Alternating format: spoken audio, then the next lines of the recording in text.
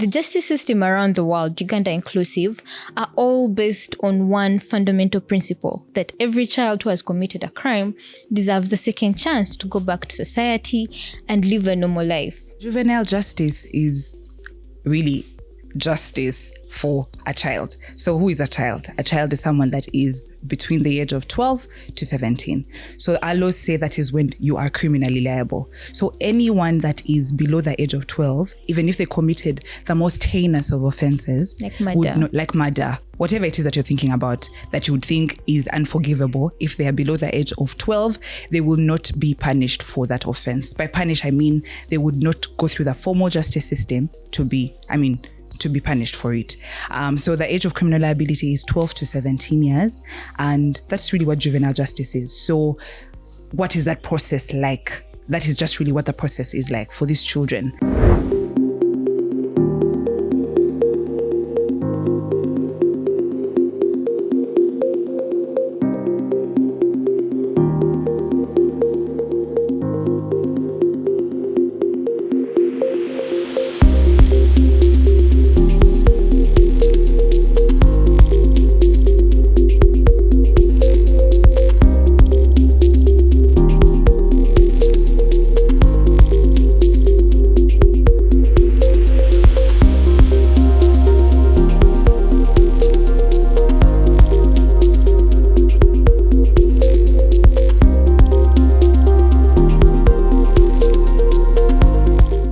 Hello and welcome to the Policy Digest. I'm Justine Safari, and today we are going to look at something very important, but as Ugandans, we've not really given it so much attention, our child justice system. So we're going to look at what happens when a child actually leaves the justice system and back to society. But before we look into that, a child who commits an offense is not just a young criminal. They are products of the societies they have grown up in. They are products of abuse, neglect, and then circumstances. And those circumstances sometimes are beyond their control. Now, the justice system around the world, Uganda inclusive, are all based on one fundamental principle, that every child who has committed a crime deserves a second chance to go back to society and live a normal life. Our Constitution, the Children's Act, and other relevant acts in Uganda all promise rehabilitation rather than punishment for these children. But today we're going to look into the reality of that, what is on paper and what is actually going on in these systems and with these children who have gone on the wrong side of the law. And to get into this, I'm joined by a lawyer and a child rights advocate, Maria Aminat Opolot. Thank you for joining us. Thank you. Thank you for having me, Safari. Yes. So, I'm excited to be here, this being the second time.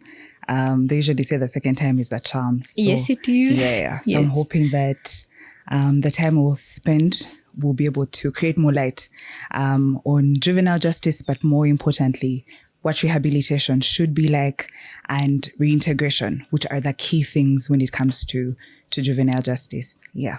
All right. So before we get into that, could you introduce yourself for us just briefly so we get to know who you are? Okay. Well, I'm Maria. Yes. I am a lawyer by profession. I believe that I am a child protection advocate by calling. I am the founder of an organization called Ikoku. And as an organization, we walk this journey with a child from the time they are at the police station up to the time that they get into the community. So we provide legal representation. We're able to also rehabilitate them in the sense that we're providing psychosocial support, life skilling, and I mean, all that kind of skilling, yes. And then after that, we also ensure that they're reintegrated back into the community. Our ultimate goal is that this child is able to live a very productive life. And it's not really always about the numbers. It's really to ensure that there is change, that this child is looking at crime not as an option and that it's something that they are detesting. Yes. All right. Thank you. So how did you realize that your calling was to more protect children, especially in like the legal system? And how did you realize it was your calling, or what made you realize that this is for me? Okay. When I was at law school, then I was at the Law Development Center. We were supposed to do clerkship. And so I happened to work with the Uganda Human Rights Commission. And one of the mandates of the Uganda Human Rights Commission is to see what is going on in detention facilities. Most particularly, the adult detention facilities. So it was from there, through one of those visits in the eastern part of Uganda, that I was able to see two children, 15 and 16, that when you know the law, you know that children should not be mixed with adults. Yes. And it was evident that they were children. And so I asked them, why are you here? And they told me, we don't know why we're here. Our families do not even know that we are here. Could you help us? Help us inform them, but also help us get out. Help us understand what exactly is the reason as to why we're here. And so I promised that I would help them. And after that, I went and never returned. At the time, it was really because I wanted to be employed. And I was thinking, if I get into this is what I noticed and these are the problems I've noticed, it would feel like I'm a wiseacre. And some people just naturally do not like people who are know-it-alls. So I left it the way it was, and I was actually guilty for a while. And so, unfortunately, like karma is, I didn't get the position. Let go. And luckily I was able to get employment in child protection organizations. And then it kind of grew my knowledge and understanding of juvenile justice and child protection. And that is what I have been trying to do since then. So really just trying to redeem myself from the guilt that brought. Yes. All right. You have redeemed yourself, really. You redeemed yourself, yeah. Yes. So for someone who maybe doesn't understand much about the justice system, so would like to understand what juvenile justice is itself, and then the reintegration of children back into society. How would you explain to an ordinary Ugandan really who doesn't understand much of it? So juvenile justice is really justice for a child. So who is a child? A child is someone that is between the age of 12 to 17. So our laws say that is when you are criminally liable. So anyone that is below the age of 12, even if they committed the most heinous of offenses, like murder, whatever it is that you're thinking about, that you would think is unforgivable, if they are below the age of 12, they will not be punished for that offense. By punish, I mean they would not go through the formal justice system to be punished for it. So the age of criminal liability is 12 to 17 years. And that's really what juvenile justice is. So what is that process like? That is just really what the process is like for these children. That's it. And then reintegration, when we talk about them being integrated into society, what are we exactly looking at? Okay, so when we're looking at... So I think maybe then we should just go straight into what exactly the process is for a child while they're in the justice system. Yes. So there is the pre-trial. So by pre-trial, we're looking at when the child is at the police station. So when a child commits an offense, they go to one of two places. One, they either go to the local council, the LC, that we call the LC in Uganda here, yes. right? So that's at the community level. Or they'll be taken to the police station. Yes. So those are the two places a child will go to. So depending on the offense, depending on how people handle things, they will go to one of these two places. So those are pre-trial. Then trial is when the matter is now proceeding to court. So that's the trial process. Yes. So usually what happens is once the trial is ongoing, court will say, let us put Maria at a remand home. So a remand home is a place where a child will be kept temporarily while the matter is still ongoing in court. You get it. So they will say that, okay, because Maria committed this offense, we believe that she may not be safe having her in the community. And we suspect that Maria, with the way she's very cheeky, she might actually try to run away.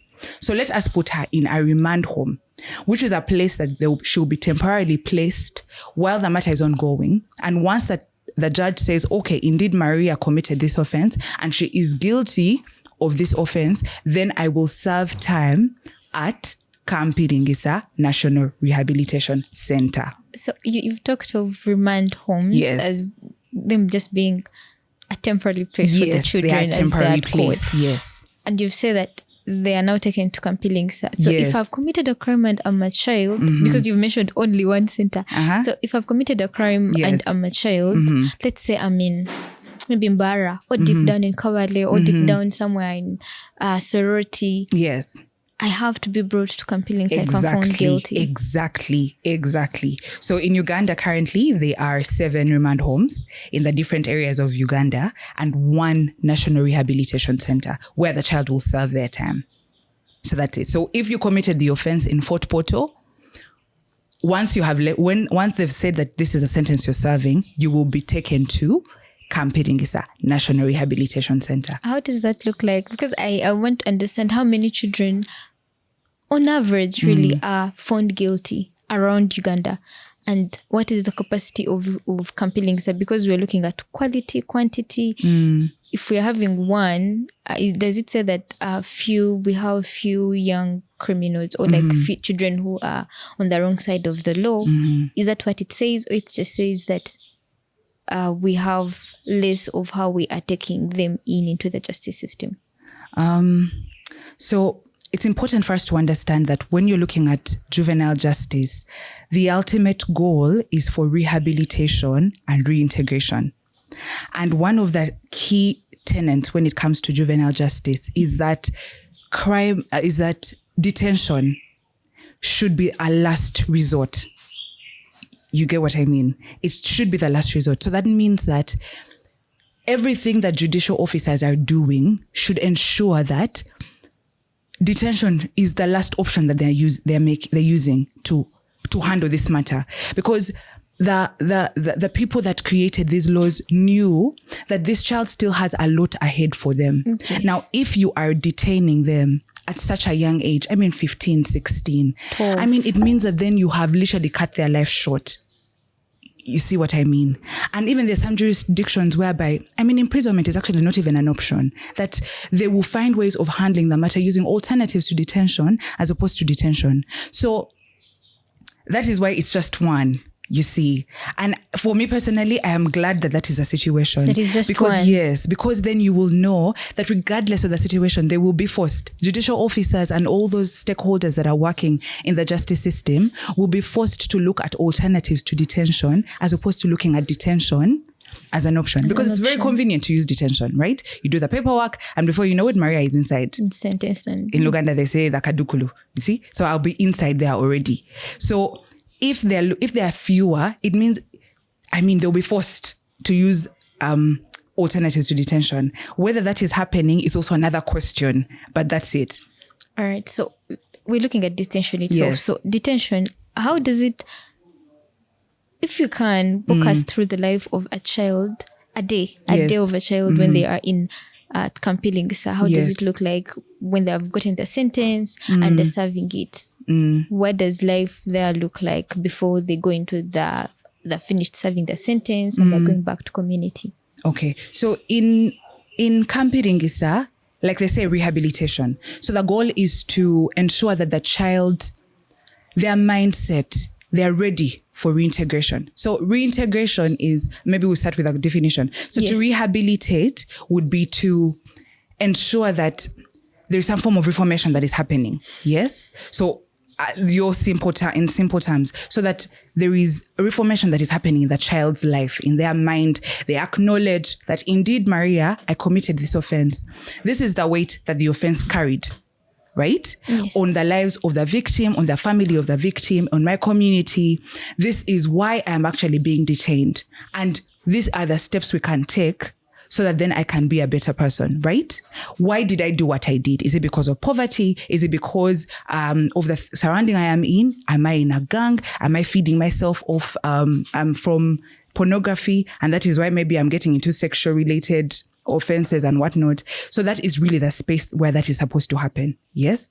And then reintegration. So reintegration is, okay, now that you have served your time, now that you have come to the realization that indeed I see the weight of the offense that I have done to those around me, then how do I get back in? right? How do I continue with life? Because I'm just 15. How do I continue with my life? So that's really what reintegration is. And also letting the families from the other side be ready, because it also requires that you're preparing the other people. So that is really what reintegration is. Now, at Kampiringisa, that is what is supposed to be happening. The moment the sentence is start, so that means when they're saying, Maria, you are going to be serving 3 years, because 3 years is the maximum number of years a child can serve. No matter the offense. No matter the offense. If the child has defiled, if the child has killed 1 million people, the maximum number of years a child can serve is 3 years. And I know that there will be people who will be thinking, that is so unfair, but it is not. Remember, again, we need to be putting ourselves in the shoes of the child and asking yourself, why would this child do these things? Yes, you see. And the goal is to do reformation. So that is what is really happening. So they'll go through skilling, they will do some vocational training and whatnot at Kampiringisa. And then after that, they will get into the community. They'll be brought back into the community where they were. All right. So for a child, the moment they have served their sentence and then are now going back into the community, yes, the moment that child walks out of the rehabilitation center, what do you think is like the biggest challenge this child faces? Not legally, but like as they are taking back a step, as they're taking a step back into society? The biggest challenge is, I would believe, is belonging. Because this child has been away for some time. Yeah. And a lot of things have changed depending on where they've committed the offense. If they've committed the offense, let's say at their home or like within the community where they stay, I mean, a lot of people are going to judge them. They're going to be thinking, Maria is indeed, this is who she is. She defiled, and that is the label that she will have for the rest of her life. Right? And so it's very difficult for a child to fit in. First of all, I mean, how many people employ people that have a criminal background? How many people? None. Almost none, right? How many people would want to be associated with a child that has a criminal background? You get it. As well, like literally no one wants to. So that is really where the problem is. And that's why it's important that if we nail it as a country, then we will not just be feeding into the adult detention facilities. We would not be, the prison facilities would not be feeding into them, because we would have dealt with that issue. And it takes time to help a community change their mindset about crime, about this child. That, I mean, this child did this thing, they have understood, they are sorry, they're not doing this again. It actually really takes time. So it's belonging that is really one of the biggest issues that they face. You've talked about belonging. When a child...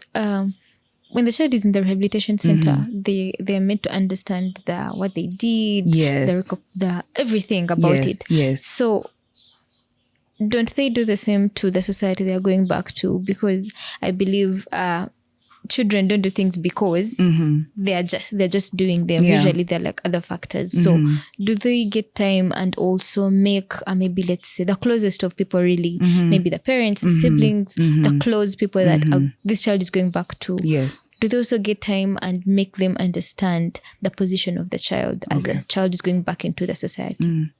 So ideally, that's what is supposed to happen. Ideally. Yes, it is what is supposed to happen.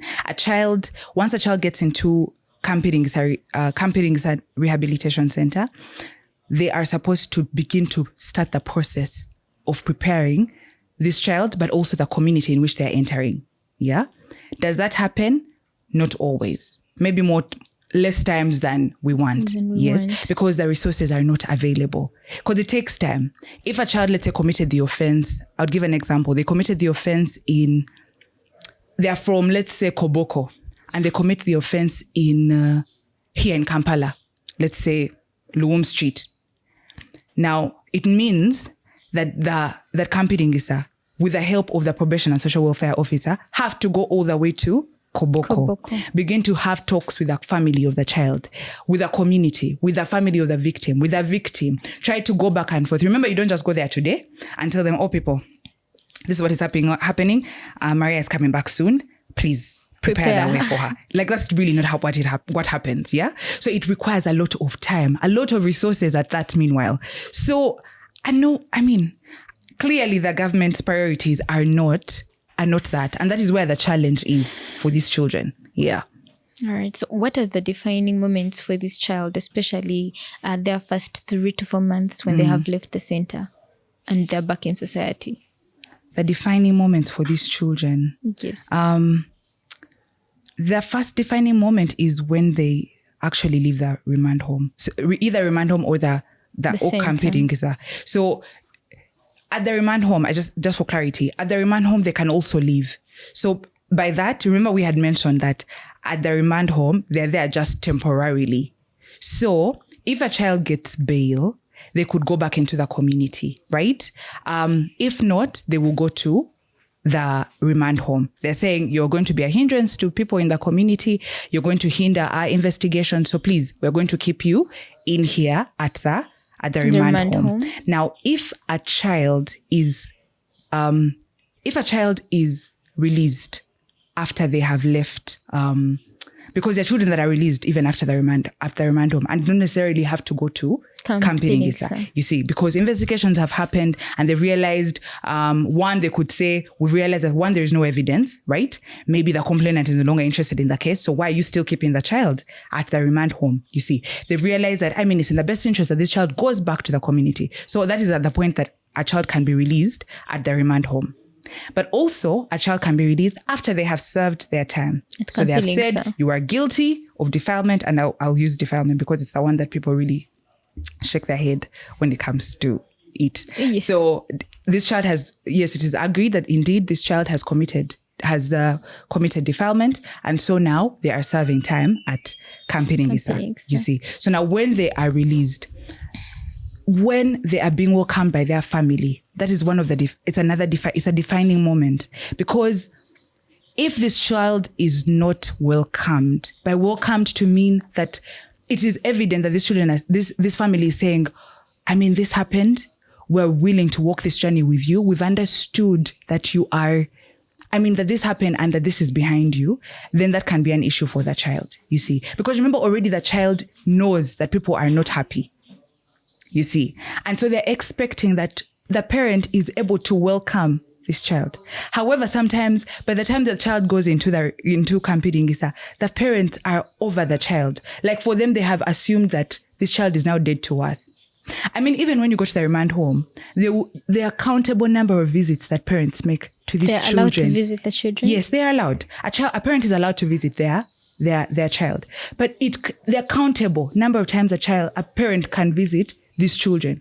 So not many of them are being visited. But even at Camping, ideally what should happen is they tell the parents, are you able to come and pick your child? Some parents will tell you, I don't have the money to be able to come and pick them. Imagine they're coming from very far. Other parents are telling you, we are not coming to pick this child. So that then they come back and be with us in the community and then they lynch them. There is no way. So if a parent is already disowning the child and the child gets to know that, oh my God, I am not loved, you already can see the child will say, let me just get back into the gang that I was in, because at least these ones are looking out for my interests. They're accepting me. And it's a big thing. I think we all innately as human beings want to belong. Like we all want to be loved. We want to be wanted. It's an innate desire that we as human beings have. So how much more a child that is dependent, you see? Yeah. And then another one would be, at the community level, right?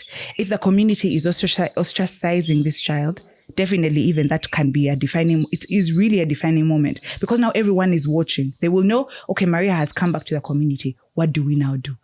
There are communities that will tell you, if you bring Maria back, we will kill her.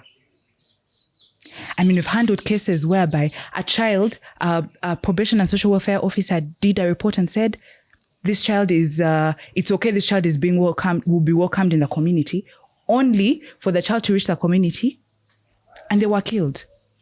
You see, and that is a problem. So if the community is not receptive, then again, it will be a problem. You see, schools, the same goes for schools and institutions. They should be willing, because there's some children who tell you, I don't want to get into the formal education system. I don't want to go back to school and sit and learn. I would want to use my skills. I want to get into carpentry. I want to get into tailoring. So if these institutions are also not welcoming of these children, It can also be an issue. Yeah. So who is supposed to walk this journey with the child as they're being taken back into society? Yeah. And for how long do they have to walk this journey with them and to be like, this child is now okay to be on their own or to be able to freely associate with society, with the parents, back society? Who's supposed to walk the journey with these children? I think the people that are supposed to walk this journey, I'd like to say that all of us are, to be honest. We all are supposed to walk this journey.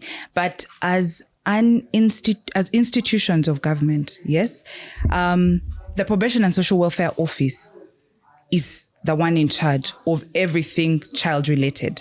So they're the ones that are in charge of that. So they walk this journey with a child.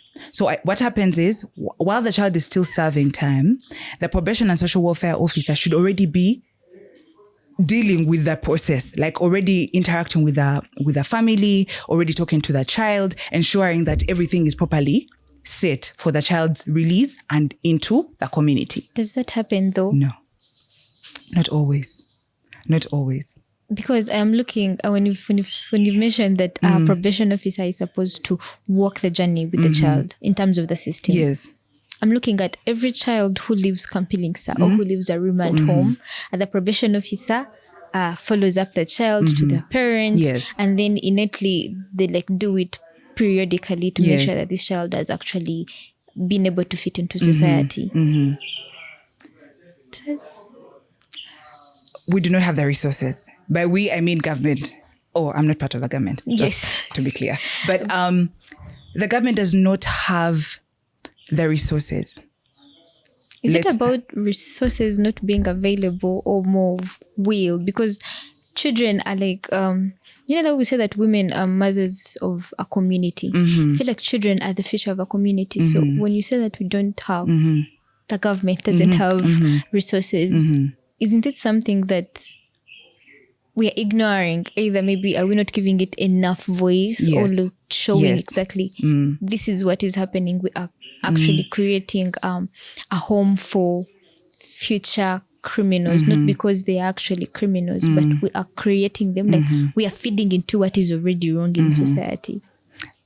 Yeah. The government has priorities. I don't think juvenile justice is one of those priorities. And I guess that's why we come in as organizations to support the government with the work they are supposed to do. But also that is why we are doing advocacy, that whoever is able to be the one that signs the paper and does all these things, that they're able to know what challenge there is in the community, but in Uganda at large. Because, there's still issues with fuel. You see, if we are still struggling with having transport to take a child back to court. So the lawyers are available, but the problem is there is no fuel.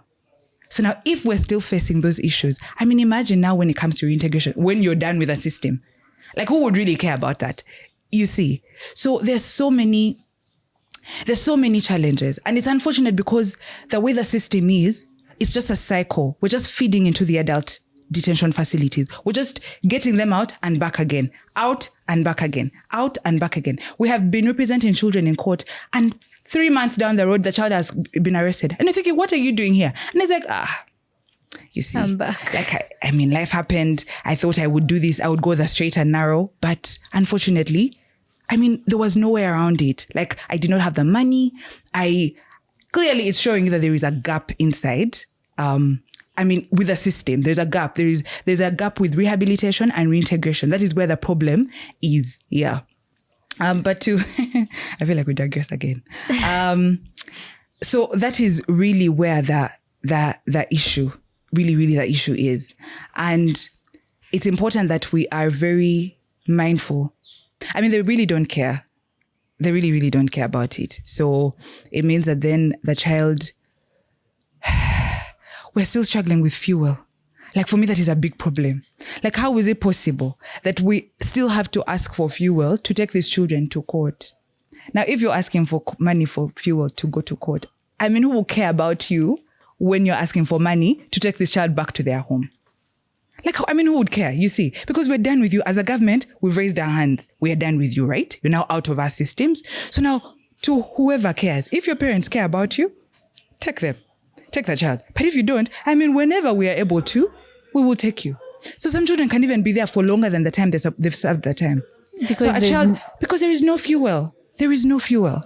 First of all, I'm naturally just being disturbed, but also children are very, for lack of a better word, can I say precious in terms of when you meet the criminals, you'll think differently. But yes, yes, generally before we look into whether they're criminals or not criminals, they're like still precious when a child is born. It's precious. That's true. And I feel like how we handle children determines how many adult criminals we're going to have, how the economy is going to develop. Yes, that's true. All those things. So don't you think it's a center of so much of all the vision 2030 vision, all those that we have as a nation, to be able to look at this. Thank you very much for watching. We're going to take a short break and we shall be right back. Welcome to the Parliament Performance Tracker platform, a portal designed to empower Ugandan citizens with valuable insights into their parliament's performance and financial landscape. Some of the key highlights of this platform include the Parliament Legislators Report Card. Here, you find comprehensive information on the members of the Ugandan Parliament, from contact details and their biographies to their legislative performance, including bills sponsored, bill participation, term count, and the number of parliamentary committees they sit on. This section provides a transparent view on each legislator's contributions and activities. The Finance Tracker. This consists of two powerful tools, the Budget Tracker and the Debt Tracker. The Budget Tracker displays the current budget allocations of Uganda, allowing you to track how public resources are distributed across various sectors. But that's not all. There is also the Budget Simulator tool, enabling you to actively participate in the budgeting process by simulating your preferred resource allocations. While the Debt Tracker provides insights into Uganda's national debt standing, you discover key metrics such as the debt per citizen, GDP per capita, and per capita income, along with the sources of these loans. Stay informed about Uganda's financial health and the implications for future generations. Insights. This is a platform where you can gain valuable knowledge about parliament-related topics. Simply enter your queries and our system will fetch relevant articles and also provide AI-generated summaries, offering you a deeper understanding of the issues that matter to you. With its comprehensive tools, staying informed about Uganda's parliament and financial landscape has never been easier. Whether you're curious about your representative's performance, want to understand their budget allocations, or seek insights on parliament-related topics, this platform has you covered. Empower yourself with data and take an active role in shaping Uganda's future. Parliament Watch. Your eye on Parliament. Hello and welcome back to the Policy Digest, and we're continuing with the conversation. So we left off when you were explaining to us who's supposed to walk the journey with these children. Could you add more on who exactly is going to walk this journey with these children? Is it a parent? Is it a friend? Is it? Yeah. Yes. Like I'd even mentioned earlier, that we all have to walk this journey with this child, because if we don't, this child will come back. And they will actually affect us, right? As an institution, that is the government. The government has the probation and social welfare officer that works with this child when they have been released. So they will follow up with the child. Follow-up can be relative, depending on the level of healing, the rate at which the child is healing, you see. Because some children take a little longer to reform. So now it is the probation and social welfare officer, with the help of the LCs, with the help of the family, with the help of the entire community, to be able to walk this journey with this child. Yes. So vocational institutions and schools also should be able to walk this journey with this child. Yes. Friends of the child, you people that are meeting the child, organizations, NGOs. I think even NGOs that are getting into child protection should remember that it's not really about the numbers. You see, because sometimes you can be thinking, okay, if we're able to intervene and support 25,000 children by the end of the quarter, then we have done our work. But there is no change. You see, does it really change if I have legally represented a child in court. And 3 months down the road, they have come back to court because of a different offense or even a similar offense. It clearly shows that there was a problem. So we need to remember that the ultimate goal as CSOs, as CBOs, as NGOs is to ensure that there is change, that this child is saying, I was living this kind of life before. Crime was something that I thought I needed to do, but now this is something that I don't desire anymore. And I don't even have to do it, right? Because I have the opportunities, because I have the guidance, because I have the support. You get it? Yeah.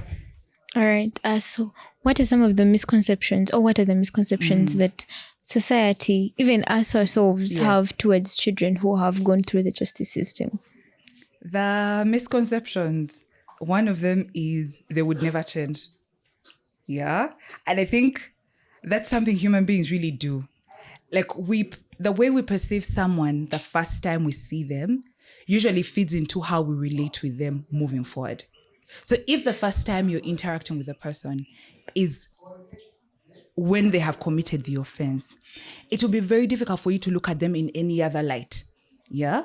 I mean, if you met someone and they were very talkative, the first time you met them and they were very talkative, even if, 2 weeks you met me somewhere, you'd quickly assume that, oh, Maria, very talkative, right? And yet maybe that was really not who I am. Maybe at the moment I felt that I was maybe nervous and that's why I started to talk a lot. So the problem is that a lot of the society labels them as bad children, that they will never change.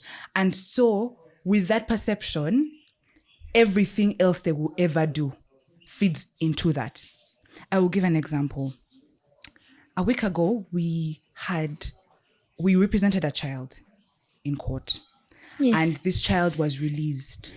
The matter was dismissed because it was actually a petty offense. Meanwhile, it was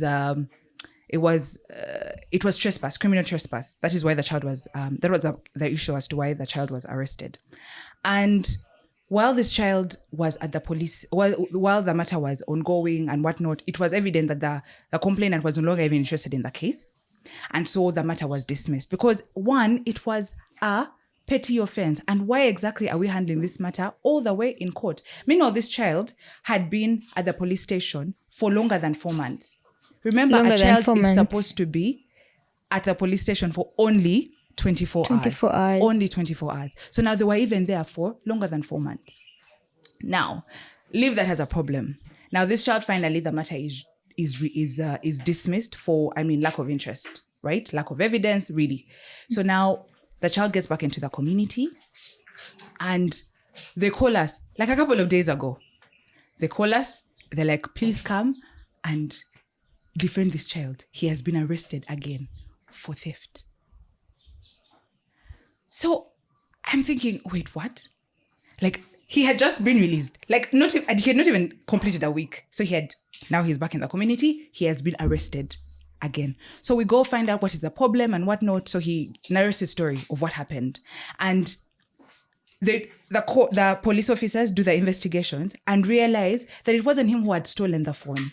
It was actually another person that had stolen the phone. But you can see how it was so obvious to pinpoint the child. It was like, please, we are very certain that it has to be this child. This child has been in his handling the court matter happening. He has been in prison before, so definitely he is the one who stole. And he kept saying, I did not take the phone. I did not take the phone. If you think I took the phone, go to my place, check me. Like, you literally arrested me in that very spot. So where else would that phone have gone? So you can see, like, and I kept telling him, and that is what I always tell our beneficiaries, that you're going back and everything is going to be against you. Everything. Like, you will sneeze and they will say you probably sneezed because you were trying to divert the attention of the onlookers so that you can steal something.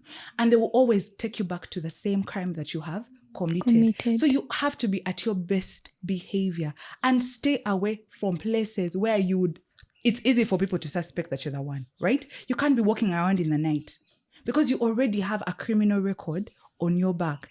So now, if society, where they feel that they should be accepted, is looking at them like that, it's very unfortunate. Already they are walking a journey that is stacked against them. Yeah.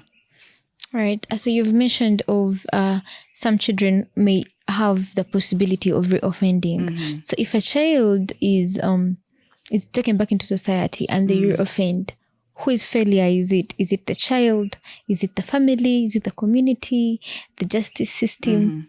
Who is to blame for the child reoffending again? Because if they've gone through the rehabilitation centers, we shall assume that they understood why they were there and appreciated it by the time they were leaving. So whose fault is it, or whose failure is it that the child has actually reoffended again? I'd like to just point out that, one, we need to hold children accountable for their actions. I mean, every human being needs to be held accountable for their actions, you see. However, with that being said, we need to remember that if this child is reoffending, it means that there is a big gap in the justice system. There is a big gap in the healing of this child. And the gap is most likely in the place of rehabilitation and reintegration, you see. Because if the child during the rehabilitation space, the stage of rehabilitation, which happens even at the remand homes, rehabilitation should ideally happen at the remand homes and also at Kampiringisa National Rehabilitation Center. If it is not adequate and it's not proper and it's not comprehensive, the psychosocial support these children are getting is not comprehensive, then you will keep getting reoffenders. If when the child is reintegrated, there are still big gaps. For instance, they're not getting the support that they need. They're not getting the guidance that they need. They're not getting access to opportunities. And that could be either being able to go to a vocational school, either they're able to go back to schools, or if they're able to get jobs, employment, or even start their own business, then they will definitely go back into crime, because you have left a lacuna, you see. An idle mind, like the Bible says, an idle mind is the devil's workshop. So if they're idle, they will get into the wrong company, they'll get into crime. So I think, for me personally, I believe that the problem is with the institutions, is with us who are dealing with these children, who are working with these children, is with communities, is with families. That is where the problem is. And they could have accepted that indeed we have committed the offense, yes. But if you're not welcoming them, they will they'll do it. Back to the same crimes. If, let's say, they are still in denial of the crime they committed, it means that they will do it again. I like storytelling, so I will give you another story. Okay. There was a child we represented, and this child was being evidence showed that this child had actually committed the offense of defilement. Now, while this matter was ongoing in court, they asked this child, any last words? What do you have to say? The judicial officer asked, what do you have to say? And this child says, you see, this woman was wearing a very short dress. So what does that then mean? Is there remorse? No. Definitely not. So that then means that if this child gets back into the community, they will do the exact same thing. So if we are not if we're not helping the children and actually investing resources, like I said, and I've said many times, we're just feeding into the adult detention facility. So this child will turn 17, will turn 18, and then they will become fully fledged adult inmates of Luzira and whatever prison is there. So the problem is in those two places, either at the rehabilitation stage or at the reintegration stage. If we're able to do this well, I don't think we'll have any issues with crime. Remember, Uganda is one of the youngest countries in the world, right? Yes, so it means the biggest population, 50% and above 50% of people in Uganda are below the age of 17. Above 50%. So it then means that if we're not doing this, we're actually just going to be feeding adult criminals. Yeah. All right. So you've talked of what can be done. Mm-hmm. So with the current policies that we're having in terms of the juvenile justice system and then reintegration, what would you say needs to be done right? What is not, okay, we've already seen what is being done right. Yes. what should be done better so that these children are able to maybe not reoffend, get back into the society and fit in, like you said. A child should be able to leave the center and then get into employment, either get into school, live the normal life. So what should be done right? What should be done right? In the process, in the journey of a child while they are in the justice system, like I'd mentioned earlier, that the key stages are the rehabilitation and the reintegration. With all the policies that are in place and all these laws that are in existence and all the work that has been done, which is actually really good work, we still need, I think that there is less effort that's going in there, because we still struggle with having fuel to transport these children To court. That is still a big issue. Now imagine when the child is now released. You see, if the child is released, we need resources to be able to take these children back to the community. There has to be a whole back and forth with the families, explaining to them what is happening, what has happened, where they have been, that the changes that have happened in the child's life, ensuring that, yes, Maria has now come here. Where is she going to go now that she's in the community? Does Maria want to go back to school? Does Maria want to do skilling? Does Maria want to work? Does Maria want to start a business? How are we supporting Maria in this situation? But that is not happening. So now if we all come together and we know that from this stage to this stage to this stage to this stage, we are walking this journey with this child, we will literally have no issues at all. Yeah.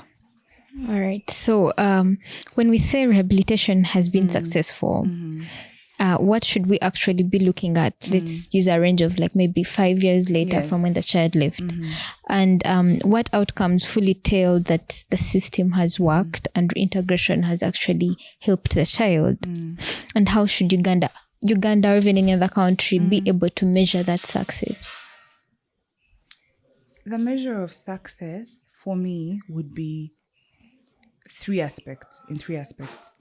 One is the opportunities that the child has access to now that they're back into the community. Yeah. So by opportunities, I mean, do they have, if they want to be employed, do they have access to employment opportunities?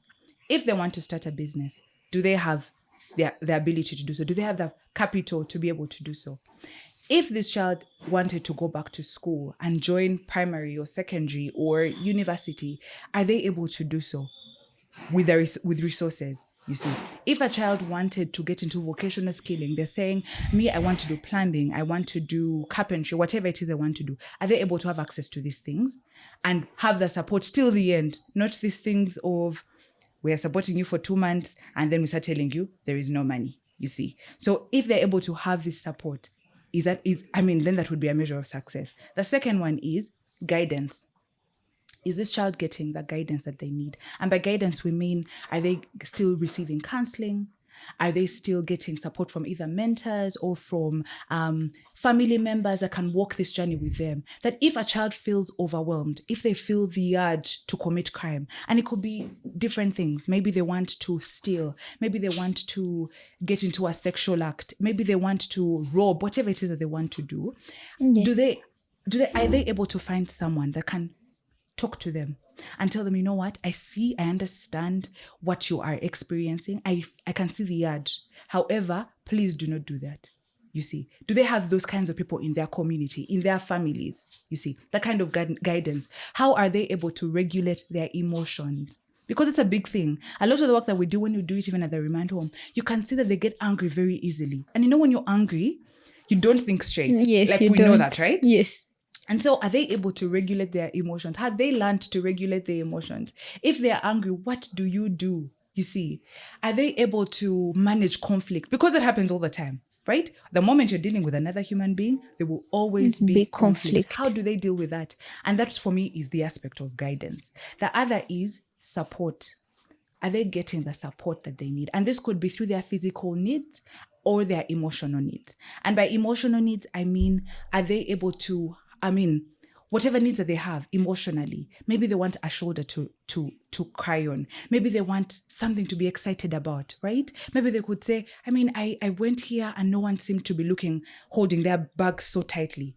You see, even with the work that we do, we are very mindful that when we are around the children, that we make them feel at home, that we don't begin to, you can tell when you're being watched. Yes, You can and tell. someone else is being cautious of you. Yes. So we really try, even at the office, we really try that when the children come in, that we're trying to show them that this is an open space. Like, we understand that this might have gone wrong. However, this is a time for you to actually rebuild.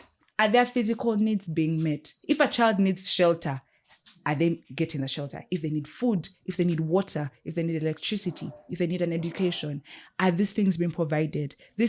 For me, those are the three aspects. That's when we know that there is success, be it as a government, be it as at individual level, at whatever level. If we're able to meet the needs, we're able to support them, we're able to guide them, provide guidance, and we're able to provide opportunities for these children, then I think that is what success is for us. Yes. Right. So for any child out there, or maybe someone who knows a child that may need your services or your guidance, how are they able to get in touch with you or reach you? Okay. And then also any other words to maybe the community, to anyone watching who maybe has gotten in touch or has crossed paths with a child who maybe has like a criminal history. Any last words for them as we conclude? Okay. My words to the community is, and this will also cover families as well, is let's try to, and it can be difficult. Even as a person that has worked with children in conflict with the law for a couple of years, I always have to be intentional about checking my actions. Where are they coming from, right? Are they coming from a place of bias? We need to check ourselves. Yes, the child has committed the offense, but then we should be asking ourselves, what role have I played as a parent? What role have I played to make this child look at crime as an option? I always tell my friends that it's possible that the reason as to why many of us are not in crime is because we were busy in school. But if we were just idle seated there, maybe it would be the people that have been arrested, you see. And so we always have to ask ourselves, what role are we playing as a parent, as a bystander, as a person that is walking around, whoever you are, as a community, as a government, what are we doing for this child?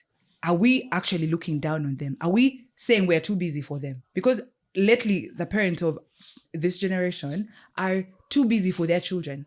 So if a parent is leaving in the morning to go to work, which is actually a good thing because you still need to take care of your family. Yes. And then you're not spending time with your child. A child could probably have learned all sorts of manners and it's difficult for you to tell. It's because you're not spending enough time with these children. Or you're too tough as a parent. A child does not feel... Loosen up. Yeah. The child does not feel like they can share with you certain things. You see, why would a child be more comfortable talking to a fellow age mate about life?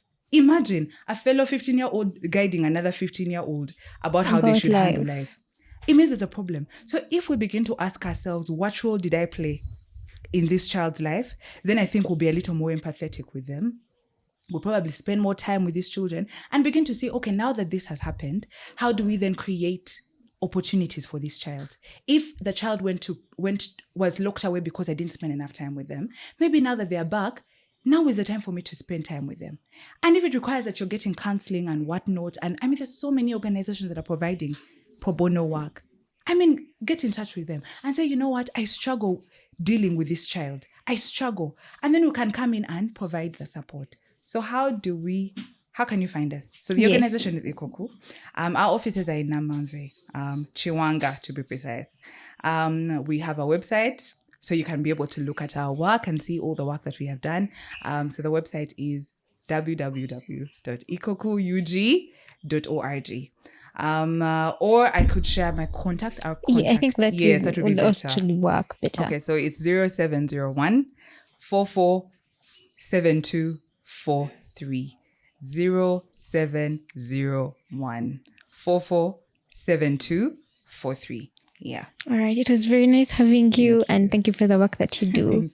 Yes. Thank you very much for watching. This was the Policy Digest.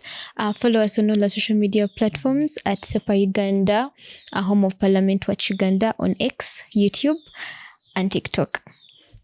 Thank you for listening to the Policy Digest podcast, the Center for Policy Analysis podcast that is profiling African ideas and people that are shaping the future of their communities. Subscribe to all our platforms on YouTube and Podbean.